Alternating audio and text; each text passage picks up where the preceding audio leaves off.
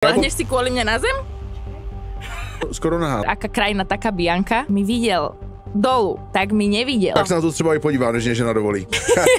To je nějaká póza pro ty sítě? Vôbec som taká není v súkromí. Nějaká raperka z Rúže. Že som prefetovaná, že som ludra. Jak na to přišla teda, že bereš drogy? Som to riešila s právnikmi. Ty se rozešla s Jovinečkem? Ja som sa s ním rozišla. Jestli ty máš lepší vztah, nebo jestli Jovinečko má lepší vztah. Frajera môže povedať za seba. Já se ho klidně zeptám, jestli máte taky tenhle ten problém. Ja určite potrebujem chlapa, ktorý má silnejšiu energiu, ako mám ja. Cast Carlose Vémoly. Já vás zdravím u mýho dalšího Oscastu, který točíme tentokrát v Bratislavě a jsem rád, že moje pozvání přijala slovenská influencerka Bianka Rumanová. Děkuji, že jsi dorazila. Ja veľmi pekne ďakujem za pozvanie, je to pre mňa česť. To mě těší. Asi úplně nečekaný spojení. Fajta s influencerkou, ale... Zaujímavé duo. Uvidíme, co z toho zejde. Spíš pro moje český fanoušky. Ty seš hodně teďka vidět v hodně kontroverzních kauzách. Je to o tobě na internetu fakt hodně, ale co si myslíš, že o tobě třeba fanoušci nevědí a měli by vědět? Podľa mňa málo kto vie, aká som v skutočnosti v reálnom živote, že možno tá moja sociálna škrupina pôsobí na ľudí veľmi arogantne alebo veľmi na silu kontroverzne, ale vôbec som taká není v súkromí. To sa veľmi ťažko dokazuje. Ťažko to je zachytiť niektoré veci, ktoré robím pre moje okolie alebo ako sa správam. To sa ťažko podľa mňa zachytáva. Možno, že to uvidia teraz v našej reality show, ale to je už také, že to nechám asi na ľudí a nech si urobia názor, aký chcú. A proč to tak je na sítích a je to jinak v soukromí? To je nějaká póza pro ty sítě nebo chováš se na těch sítích jinak? Proč to je v soukromí jinak než na těch sítích? Podľa mňa ľuďom vadí moja priamosť a úprimnosť a možno si ju zle interpretujú. Podľa mňa ja som veľmi priama, nechodím okolo horúcej kaše a mám možno ten spôsob mojej komunikácie im podľa mňa vadí. Toto je asi... Neviem, to sa treba opýtať ľudí. Lebo ja reálne, keď je nejaká dráma na Instagrame, väčšinou je vyvolaná z druhej strany a ja sa musím buď obrániť, alebo väčšinou teda ja sa nijak nevyjadrujem. Keď o mne niekto niečo povie, alebo si vymyslí väčšinou, tak nereagujem na to. Väčšinou je z druhej strany vyvolaná. Áno, a ja sa buď obránim, alebo nič nepoviem. Někde psali něco, že nějaká raperka z Rúže, že si zvedle ní nechtěla sednout, nebo něco taky vyprovokovala ona, nebo? Ja som nevedela, že ona je z nejakej reality show, ad 1, ad 2. Je to kvázi bývalá mojej najlepšej kamošky frajera. A ten chalan robil vlastne oslavu, kde hore sme mali rôzne, teda ja neviem, asi 15 stolov tam bolo a ona prišla k stolu, kde bola vlastne táto moja kamoška, ktorej frajer organizoval akciu. Už to je divné, že ona dojde k nášmu stolu. A ja som ju nepoznala, nevedela som, kto to je. A vlastne kamoška mi povedala, že to je nepríjemné, lebo to je jeho bývalá, že je to nepríjemné, že pri našom stole, keď je ich ďalších 10, tých stolov. A ja som len poprosila jej nejakú kamošku, že nech jej povie, že aspoň choďte k inému stolu. To bolo celé. Naozaj, akože tam neprebehla tam žiadna dráma alebo žiadna potýčka, ja sa nehádam na verejnosti s ľuďmi, nemám ani prečo a hovorím, ja som ju nepoznala. No a na druhý deň o 12:00 na obed ona pridala v čiernych okuliaroch v obývačke 4 storky, ktoré boli veľmi, veľmi vulgárne na moju osobu, že som prefetovaná, že som ludra a proste ani neviem, za čo som si to zaslúžila. Ja som ju poslala iba k inému stolu, nie preč z akcie, ale tak samozrejme, že je zaujímavejšie povedať čo najhoršie na mňa, pretože vtedy to bude mať viac videní, nie? A ona potrebovala trošku akože nahnať čísla, lebo možno po tej reality show jej to nevyšlo jak chcela. Ja neviem. To je len nejaká moja domnienka. Ale teda akože písali o tom aj články nejaké, asi 4, že teda či neberem drogy a podobne. A ja som naozaj, že totálne proti drogám. Takže to ma trošku urazilo, lebo to sa nehovorí takéto veci. Jak na to prišla teda, že bereš drogy, když seš človek, ktorý je proti drogám? To by ma veľmi zaujímalo. Lebo povedala, že som prefúkaná, alebo niečo také povedala. A ja pritom naozaj som, že keby chce niekto robiť protidrogovú kampaň, tak ju môže robiť so mnou. OK. No. Tak to budeme v hlavě, když budeme dělat nějakou protidrogovou kampaň? Áno, poprosím. Okay. Lebo to bolo aj pre mňa také zvláštne, prečo zrovna toto začala nejak vyťahovať. Ja som odišla po 4 pohároch šampanských o 1 v noci z akcie, z party, domov. Slušne. Neviem. Ľudia si veľmi radi dotvárajú obraz a hovorím, je to proste zaujímavejšie, keď sa povie niečo prehrotené, aby si to ľudia mali prečo pozrieť. Tak zajímavý to je, když se to zakládá na nějakých faktech, ale když to není žádný fakt, tak je to jenom takový jako nějaký výstřel do tmy. Když mám to tvýho soukromého života. Preto som to riešila s právnikmi. Fakt? Ten kamarát, ktorý organizoval vlastne tú party a jeho narodeninovú oslavu, bol tak štedrý a zlatý, že sa to udialo na jeho oslave, tak mi ponúkol jeho právnika, že jej môžeme teda poslať výzvu. Já když se s někým třeba jako rozejdu, tak to chci mít za sebou a chci, aby to bylo smetený a nechci se k tomu vracet. Ale když jsem se rozešla s Jovinečkem, tak mně přijde, že je to jako hrozně řešená kauza, že nezdá se ti, že se ti to furt vrací, že to pořád někdo vytahuje, že to pořád lidi řeší, jako kdyby se jako přesto nemohli je mi to už přenést. vtipné, nám je to obidvom vtipné, lebo my sme sa rozišli v dobrom, hej. Ja som sa s Filipom rozišla, to by som bola rada, ak by odznelo, lebo dostávam útok od toho, že dostávam útoky na moju osobu, že dobre si urobil, že sa s ňou rozišiel a podobné reči a pritom ja som sa s ním rozišla, že odo mňa prišiel tento nápad, on s ním súhlasil, ale spoločne sme sa zhodli na tom, že... Od tebe prišiel jaký nápad? Že sa rozejdete, jo? Áno, že som prišla s týmto, že by to asi sme mali ukončiť. No a súhlasil s tým, akože... A celý by nesúhlasil? No tak by musel teda si zabojovať, alebo čo. Ale nie, ja som veľmi rada. Ja som veľmi rada, lebo sme sa rozišli v dobrom. Máme veľmi korektné vzťahy. Vôbec nemáme medzi sebou žiaden boj. Že vlastne obidvaja sme usúdili, že je dobré, že sme sa rozišli. Že tak toto proste malo byť. A naozaj máme korektné vzťahy. A to mě třeba jako přišlo, že tam mezi váma nebyla žádná válka, žádný zlé, ale přijde mě divný, že to tolik lidí jako neustále řeší. Áno, opäť ľudia vytvárajú z veci senzáciu. A stále, ako aj pri tomto, ľudia dokážu urobiť takú vlnu hejtu, že už potom niekedy ani... Ako sa k tomu postaviť? Ako sa k tomu vyjadriť vlastne? Mě teda zaujala jedna věc, já jsem tam četl, že ty jsi někde řekla, říkal jsem si, to je možná nějaká slovenská věc, protože já mám za ženu taky Slovenku, že ty si stěžovala, že chlap by měl chtít sex víc než žena. Že to jako znělo, to že... To som niekde povedala? Jo, no já jsem to teda čet. Že počkaj, ty si to četl, že to niekto napísal o mne? Že ty se k tomu nechceš vyjadřovat, ale že podstata věci byla to, že si myslíš, že chlap by měl chtít v tom vztahu sex víc než žena. A dál jsi to nerozebírala. By znělo to jako tak, že ty jsi to chtěla víc než on? Toto som nemyslím, že povedala smerované k môjmu bývalému Filipovi, alebo toto si nemyslím, že som niekde vlastne povedala. Jestli to není nějaká slovenská věc, protože já mám za ženu Slovenku, já jsem věčně utahanej z tréninku a vím, že ona mě jako věčně nedá pokoj, tak jsem si říkal třeba, no ona je strašná, já jsem utahanej z tréninku a trénuji 3krát denně a ještě musím plnit manželský povinnosti. A ještě máš 4. doma, ne? No, co 4. a 5. a 6. Ty si říkal, vy Slovenky jste strašný. Tak... A jak dobre, ne? Ale akože... No, ale všeho moc škodí taky někdy. Mám sa k tomuto vyjadrovať? Ja nevím, tak ja som... Frajera môže povedať za seba. No... Přizvem, ja sa ho klidne zeptám, jestli máte taky ten problém. Nemáme problém. My nemáme problém. Žiaden. A v tomto už vôbec nie.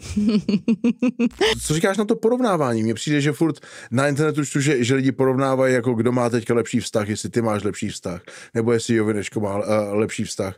Teďka hodně lidí řeší tvýho novýho přítele. Řešila jsi to tady jako v hlavě, že musíš splnit nějaký jako kritéria, že musím si vybrat toho pravýho, co by na něj lidi řekli, nebo jsi to vůbec neřešila? Toto nemá byť kalkul, alebo v mojom živote to takto vôbec nechodí.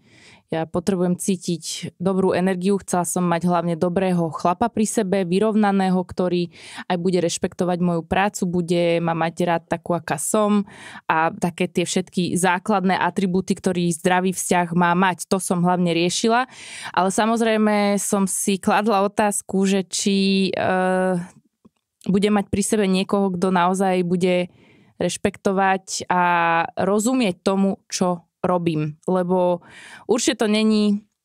jednoduché dojsť do takého vzťahu, kde je to ostro sledované a naozaj vyšlo asi tak 20 alebo 30 článkov s mojim priateľom. A tiež je to pre ňoho niečo nové a veľmi si vážim, že to akože neskutočne dobre zvláda. Lebo to si myslím, že by nezvládol alebo ani by nechcel akýkoľvek chlap alebo muž. Lebo niekomu to fakt natoľko vadí, že by radšej nebol so mnou. To sice jo, ale zase zároveň asi musel projít nějakým výběrovým řízením, nebo nějakým, protože ty, když se vlastně rozešla s bývalým přítelem, tak toho byly plný média. Každý o tom psal, každý to věděl a najednou, že jo, já vím, jaký jsou chlapy, tak si řeknu, Bianka je teďka single, takže ji můžeme napsat, můžeme ji někam pozvat a hnedka ti to tam jako lítá do toho. A takže tam asi jako bylo nějaký velký výběrový řízení. Asi nebyl jediný, který stál frontu, ne? Tak nebol jediný, ale ja som nemala veľmi ani záujem sa stretávať s mužmi a nadväzovať nejak. Ne, nemala som o to úplne, že záujem, ale on ma zaujal teda. A čím to teda vyhrál? Jaký žil on život a teďka tím, že je s tebou, jestli to nenarušuje jako jeho život v práci, dejme tomu, že se nebudeme bavit o tom, co dělá, ale najednou ho lidi poznávají a je víc vidět. Nenarušuje to jeho jako život? Jeho strašne veľa ľudí reálne osobne pozná v Bratislave a majú ho veľmi radi a on nedostal od svojho blízkeho okolia nejakú negatívnu odozvu na to. A čo by som k tomu dodala? Tak ako jasné, sú komentáre na Instagramoch alebo pod nejakými fórami, ale hovorím, zvláda to veľmi dobre. Myslím si, že fakt má na to gule a má silnú osobnosť na to, aby to zvládal. A čo sa týka ako jeho okolie, jeho kamaráti sú úplne v pohode všetci. Tak on to zvládá dobře, jak si myslíš, že to zvládá partnerka tvýho ex-partnera? Myslíš, že na tebe žádlí třeba, nebo ona to zvládá? Nemyslím si, nie, to si vôbec nemyslím. Akože nepoznám ju osobne. Čiže žensky tak niekdy majú, že jo? Nepoznám ju osobne, že už mal niekoľko príležitostí ma s ňou zoznámiť a neurobil to, tak dúfam, že to napravíme, lebo fakt máme korektné vzťahy, takže ja by som bola rada, keby to aj ľudia pochopili. Vieš čo, myslím, že ľudia si myslia, že sa neznášame všetci do kríža, ale vôbec to tak není. Ľudia vytvárajú tú bublinu nezmyselnú okolo toho. A to je třeba dobrý vědět, protože když jsem jel sem a přečtu si věci o tobě, tak všechno, co se řeší na tom, nebo ne všechno, ale nejvíc po tom, co jsi chodila někde na hatá, k tomu se dostaneme, se řešíte. Kde jsem chodila? Někde jsi byla na hatá, ne? Ano. Skoro na hatá. To ti povím. OK, k tomu se dostaneme, ale všude tam vidím jako ten rozchod a říkám si, už to docela dlouho. On má přítelky. Ano, pol roka. Ty máš přítele, že to lidi baví jako pořád řešit. Je to senzácia aj pre mňa. Poviem ti, že je to senzácia aj pre mňa, lebo už je to dávno zažehnaná vec a ako hovorím, máme korektné vzťahy, my sme úplne v pohode, my sme v kontakte, je to všetko vyrovnané, je to v pohode. Myslím si, že je najlepšie, čo sa nám mohlo stať je, že sme sa rozišli, lebo zistili sme, že každý potrebuje niečo iné. Ale napriek tomu sme zostali v pohode, lebo sme dobrí ľudia, normálni, vieš, že nepotrebujeme sa mi hádať na Instagrame, ani nič také neprebiehalo. Dokonca ani keď on pridal vlastne to oznámenie o jeho vzťahu a ľudia tam vypisovali milión fakt nechutných komentárov na moju osobu, ja som sa k ničomu nevyjadrila. Nie, ja som sa k ničomu, tak mne povedia babi, moja manažérka a ľudia, že akože išli tam bomby na mňa ľudia, ale ja som sa k ničomu vlastne nevyjadrila, ani k tomu, že potom ma vlastne Filip sparodoval, že ja neútočím takto na Instagrame na ľudí. Já jsem to teda neviděl, kde to bylo, ale dorazil si někde skoro nahá na nějakou. Áno, poviem ti celý príbeh. Áno. A jsem jedno ucho. No. Tak sa na to třeba i podívám, než žena dovolí. No. A teda mali sme taký rozhovor, točili sme do našej reality show. Opýtali sa ma, nech im poviem 10 nejakých vecí, ktoré som nikdy nerobila a chcela by som ich skúsiť. Niečo hocičo. Výskok z lietadla, sound healing, striptease, hocičo, nech poviem. Hocičo a ty si vybrala chodiť na hata. Ja som napísala, že by som chcela prísť na nejaký festival v priesvitných šatách. Oni mi potom navrhli, že či by sme to neurobili na našom veľkom evente, kde je vlastne predstavenie našej show. Že budeme mať fialový koberec namiesto červeného, hej, tak na tomto našom Met Gala si spravíme takýto stand, kde ja vlastne prídem v tom, čo som si akože povedala, že by som chcela skúsiť. Lebo prečo nie? Ja žijem tento život raz. A nikoho to o týždeň alebo o 2 nebude zaujímať. A tak som teda súhlasila. A nie, že súhlasila, ja som to chcela a ten nápad sme spoločne s tímom dotvorili.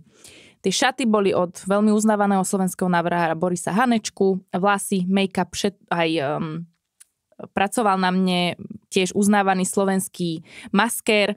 Takže všetci, čo sa na tom podielali, sú naozaj na vysokej úrovni na Slovensku, lebo sme sa k tomu chceli postaviť profesionálne, že keď idem urobiť už takto veľmi kontroverznú vec, tak nech je to v kvalitnom prevedení. Ona sa volá Bianca, ja som Bianka, takže sme si to tak povedali, že aká krajina, taká Bianka, tak som prišla oblečená ako ona, ale moja podmienka bola, že to musíme urobiť tak, aby to len vyzeralo, že som nahá, ale nebudem.